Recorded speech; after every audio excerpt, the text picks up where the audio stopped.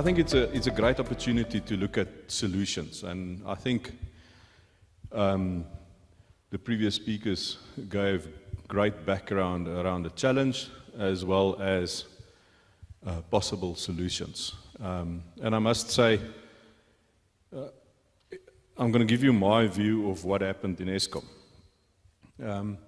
We formed the SA IPP Association in around 2008. At that stage, I was working for a large coal company called Exxaro.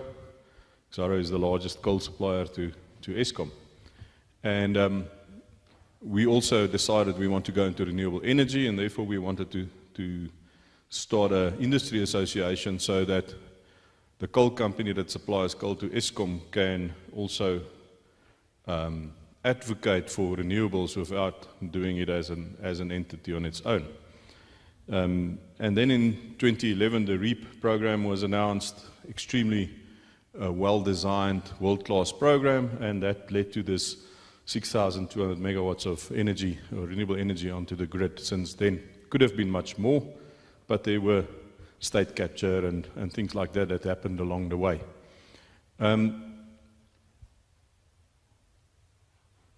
What, in my view, happened in Eskom was that although the IRP 2010, the Integrated Resource Plan of 2010, sketched out this new future of renewables that will be built over time, the senior management in Eskom at the time, also during the state capture years, didn't want to let go of the centralist state-owned entity type ideology, and try to keep the private sector out at all cost. So it was really challenging to try and connect a IPP or an independent power producer to the grid. There was the sad story of a company that was called Newcastle Cogen. They built a cogen plant in Newcastle. It was an old gas plant that they imported from Scotland. They connected it to the grid in Newcastle, and they tried to sell that energy to City Power in Johannesburg during the load shedding of 2008, and they weren't allowed to. And that type of let's keep the private sector out approach from the centralist, communist type ideology players in the government led to the fact that not many IPPs were connected. I think 6,200 is a lot, but as you've seen from load shedding, it needs to be much more. So Ronald Moret that spoke here, I'm not sure whether he's still here, but Ronald understands the challenges around grid in Eskom very, very well, and he plays a very important role to resolve the challenges around it. And as IPPs, we're working together with Eskom and with him specifically in resolving these challenges. The question is why wasn't the grid built when it had to be built? If there was an IRP 2010 that said there's going to be more than 6,200 megawatts of renewables onto the grid in the southern part of the country, why wasn't the grid strengthened at that stage? And for me, that talks right back to what we see in Mpumalanga at the moment with alleged cartels, cabinet ministers involved, fingers in the purse, and all of those type of things. Medupi and Kusile was built. Of course, you had the challenge with Hitachi Power Africa, the boiler supplier, being in the same bed with Chancellor House, and a lot of funds got out of the system into private hands. The animal farm thing comes up of we're more all equal, but some are more equal than others. And that's what happened. So there wasn't money for grid strengthening, simple as that. It went somewhere else. So there's a lot of excellent people sitting in Eskom that cannot execute their duties if what is happening and what we see is happening is a problem. Okay, so how do we collaborate? How do we get to solutions in terms of the agri-solutions? And we looked at quite a few solutions in the last while. Early in January, I was called to to drive down to the Fallard schema and to look there at possible solutions to the challenges of continuous stage 6 load shedding. And as you know, it's very simple, as if you call for your water, if you can't take it, you pay for it and it runs down to the gravies. If your dam is full because you couldn't irrigate with your pump, you can't take new water into your dam, and in a month's time you will see it in your crop yield, and farmers are losing a lot of money because of that. So we looked at the solutions, and there's quite good solutions that we can bring to the table, and one of them is I just want to talk to what Ronald suggested around battery storage. It's actually, if you think about the logic, what Ronald said, is if you have sunshine in the Northern Cape, which you mostly have, in the daytime between 9 and 4, maybe 9 and 5, you have peak voltage capacity or peak voltage problems in the Northern Cape grid because of all the generation and because of the fact that the nearest real big load is 800 kilometers away, like he said. So why would you then load in the Northern Cape at that time? Because if you shed load, then you need to curtail renewables. You need to switch off the solar plant. So it doesn't make sense to load shed the Northern Cape when the sun shines. But does it happen? So something is not right there. And we need to go and talk, not to Ronald, we need to go and talk to the system operator in Eskom. They sit in Germiston and Simmerpan. Great bunch of people, and they keep the lights on, keep the grid stable. Don't keep the lights on. But we need to go and talk to them about why do they load shed in the Northern Cape during daytime. It just doesn't make sense. But another way to solve that challenge is to say, okay, let's go and install a large grid-sized battery right next to Fallards. And what that grid battery will do is it will become an extra load during daytime. So it will immediately resolve the peak voltage issues that they have in the Northern Cape transmission grid during daytime. So I picked up the phone and I phoned Ronald and I said to him, Ronald, is this a solution? Can we do this? And he couldn't take my call, but half an hour later he phoned me back. It was one Monday evening around 6 o'clock. He was still in the office. He phoned me back and we spoke for 45 minutes around the solution. And that's the amount of collaboration we need. And there's great people like that inside Eskom. We shouldn't see it as one black box to go and resolve these type of problems. So there's a very simple solution to that, is let the Fallard scheme, let the farmers and the IPPs come together, create an investment vehicle, buy a battery, put it up, connect it to the Eskom grid, in terms of the grid code, compliance, rules, all of those things, and talk to the system operator and make sure that they don't load shed the Fallards. Simple as that. They said, this is real opportunity, we need to do this. So, if it is that simple, why isn't it being done? And I think it goes back to the fact that nobody really believed Eskom was going to fall over. We said that in 2010, we said that in 2014, we said it in 2015, but the IPPs will always shut up as we don't want you as part of the solution.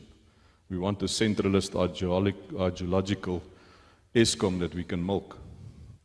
So it's a political, ideological problem. And that's why I understand why TLESR, SON-SR, and SAI says, let's do it ourselves. Because the state is not going to do it.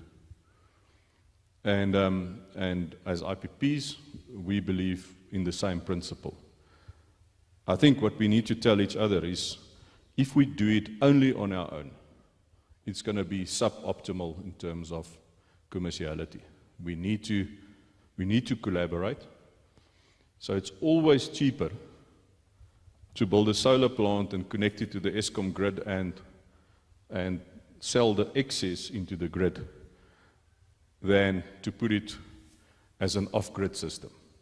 Because as soon as you've got an off-grid system, you need to put batteries in, you need to put diesel backup in, you need to build your own grid, all of those things, which makes it much, much more expensive. So although there's a real urge from the agricultural industry to say, we will do it on our own, I just want to say, please do it on your own, but try and include Eskom and the municipalities in the process. And I think Theo said it. He said, listen, let us accept that it is a private-public partnership, but as the private sector, we need to be strong enough that if the public sector falls over, we can still run. We can still irrigate. We can still keep our chickens warm and our citrus cold and our apples under 2 degrees for 24, 48 hours, all of those type of things. So the collaboration is extremely important. We also need to understand, and I see Chris is going to speak later, that there's a lot of rural municipalities and metros, but specifically rural municipalities that is falling over and that has fallen over. We're doing work in the Eastern Cape in a large municipality. They've got the biggest distribution grid outside of Eskom in the country. And it's shocking to see the grid. It's literally fallen over. So there would be an 11 kV line lying on the ground with giraffes and cattle and other animals dead next to it. The farmer would be without electricity for 2 weeks. He would have to run his dairy and all of that with diesel. We know what that cost. We've been working with that municipality for the last year, and we just struggle to break that barrier down. To say, listen, we want to come and help you, but it's as if there's no way in. Even if we talk to NERSA, we talk to National Treasury, we need to talk to COGTA, all of that. With all of that influence, there's still not movement from that municipality. In the meantime, the farmers are dying. The economy is dying. Employment is going down. The electricity revenue is going down. But they don't reach out. So we need to understand that we need to be able to do it on our own. And we really need to reach out to take them with. But if they don't want to come with, we're going to have to do it on our own. There's lots of practical solutions. I think to just lastly latch onto some of the previous speakers is the agricultural sector and farmers are in general highly skilled, good business people with a diversity of skills. But that could also lead to arrogance.